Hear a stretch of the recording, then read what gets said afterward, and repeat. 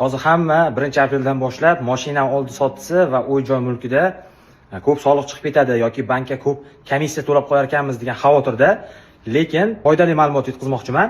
Ya'ni ko'chmas mulk va mashina oldi sotisida siz o'ylaganchalik komissiyalar baland bo'lmaydi, bank komissiyalari faqatgina davlat banklari uchun. Mashina oldi sotisi bo'ladigan bo'lsa, bazaviy hisoblash miqdorini 25%. Deyli 412 ming so'm bo'lsa, 104 ming atrofida siz komissiya to'laysiz. Ya'ni o'sha escrow tizimi orqali to'lovlar amalga oshiriladi deyilganda, ya'ni siz tranzit shotga pulni qo'yganingizda to'lagan, masalan 1 milliardlikdan agar 1% hisoblaydigan bo'lsangiz, millionlab komissiya chiqib keladi bank uslugasi.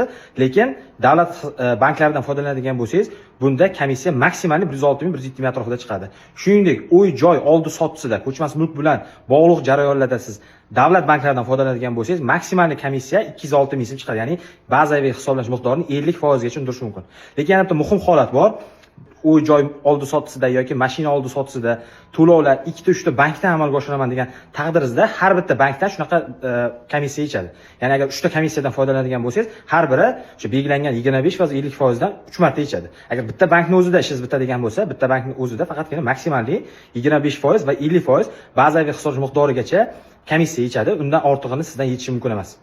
Foydali ma'lumotlarni o'tkazib yubormaslik uchun sahifamga obuna bo'lib, like bosib, yaqinlarni bu xabardan ogohlantirib qo'ying.